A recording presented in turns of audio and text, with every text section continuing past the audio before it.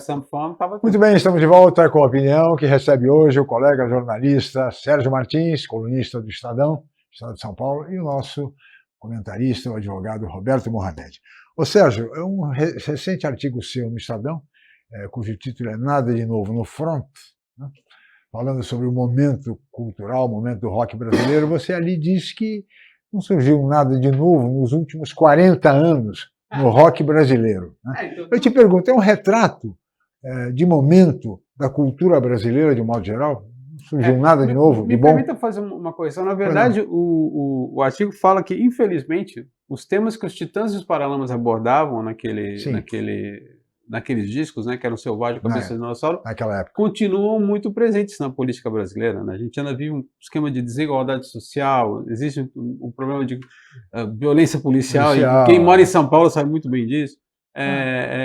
Existe uma interferência excessiva da igreja no Estado. Claro. Eu fiz um outro artigo que é mais interessante, que era o rock é coisa de velho e a culpa é sua, né?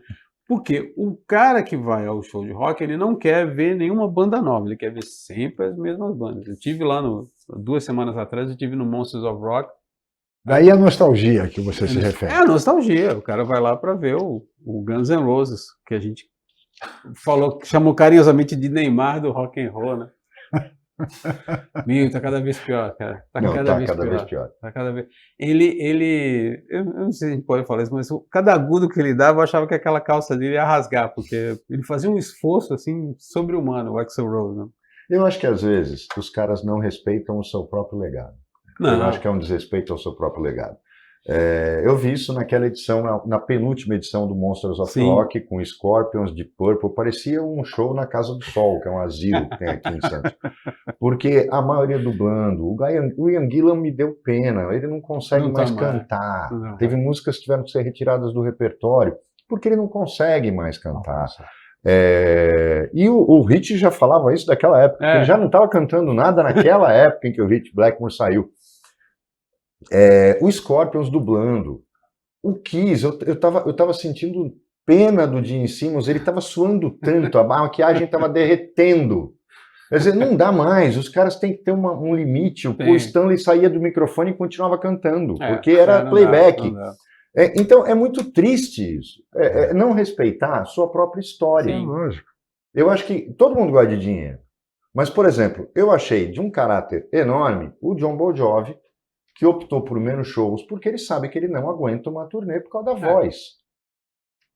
O documentário, quem assistiu, inclusive quem achava que ele tinha aquela história do Hit Sambora, que ele esperou o cara até o último minuto. Quando ficou impossível, ele largou. E o cara confessa que estava completamente doidão e que não respeitou a própria história que os dois construíram.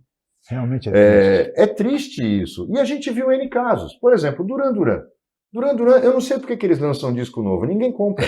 Todo mundo vai no show do Duran Duran para ouvir as músicas antigas. Sim. Mas foi o típico exemplo de grupo que volta com a formação original, mas tem um cara mau caráter na banda, no caso do Duran Duran, o Andy Taylor, e pode escrever a justificativa que for. Eu tenho um grande amigo que é historiador do Duran Duran. Ele foi expulso, ele largava a banda. Foi a segunda vez que ele largou, ele nem foi expulso, ele largava a banda.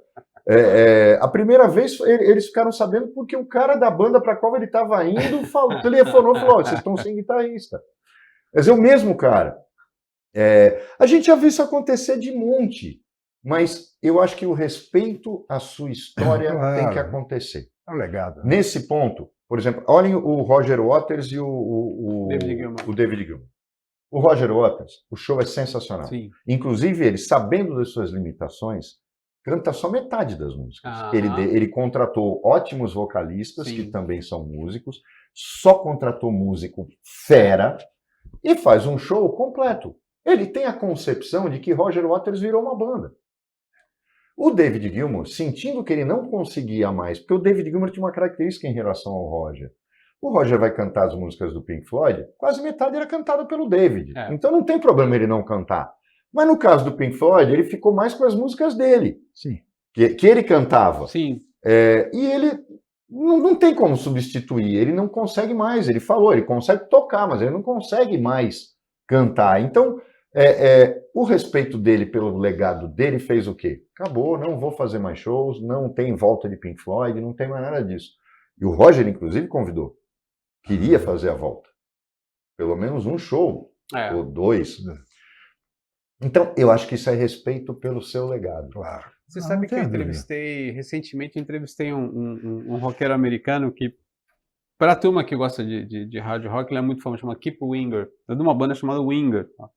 E virou um compositor erudito. Tem uma sinfonia gravada pela Sinfônica de Nashville muito boa.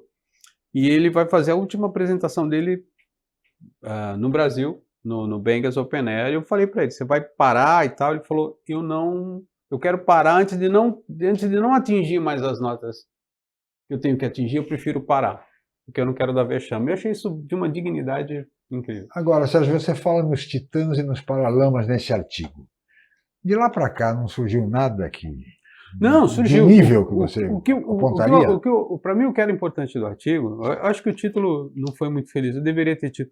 O que era importante no artigo é o seguinte, a gente estava em 1986, no auge do Plano Cruzado, todo mundo achando que aqui ia dar certo, né? Todo mundo achando. E aí você tem o Paralamas com o Selvagem e o Titãs com Cabeça de Dinossauro começando a falar de inflação, de dívidas e tal, não sei o quê.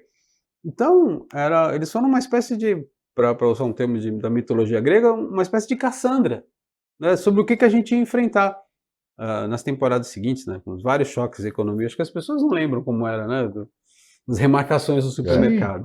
Agora apareceram coisas interessantes. Eu acho que o pop rock ali até meados dos anos 90, né, você tem o Skank, que é uma banda que eu gosto, você tem o Jota Quest, né, que embora as letras não sejam tão interessantes, mas faz uma música legal. Mas eu acho que eu penso que o rock, com características como música de protesto, o rock perdeu muito. Acho que você vê muito mais o protesto no hip hop, né, ou até mesmo em algumas coisas de funk, do que provavelmente no rock. O rock agora virou um negócio muito autocentrado, muito choroso, né? E Sérgio, eu concordo com você e vou mais além. A gente teve, por exemplo, nos anos 70, os discos dos Mutantes foram um negócio assim absurdo. Lógico que eu não me refiro a Mutantes by Sérgio Dias, falando dos Mutantes. Eram coisas inovadoras, que nunca ninguém tinha feito. Eles, na minha opinião, foram maiores que o próprio tropicalismo. Eles fizeram pelo rock brasileiro algo que não existia. Os 2 discos do Terço, se você compara o que saiu em 74, de 74 a 76, com o Caso Encantado e o Criaturas à Noite, você vê que era uma inovação, uma coragem absurda. Você juntar rock progressivo com música folk com Clube da Esquina, era um negócio que não existia. Aí vem 79, que eu acho que é um ano emblemático, porque é justamente o ano que surgem Roupa Nova, 14 Bis e A Cor do Som. Excelentes músicos, zero ousadia. Zero ousadia. Todos os discos dali pra frente foram iguais. Você citou isso, por exemplo, você pega a Jota Quest e Skank, que são ligados diretamente ao pessoal de Minas. São caras que cresceram ouvindo Beto Guedes, Lobodes, Milton Nascimento.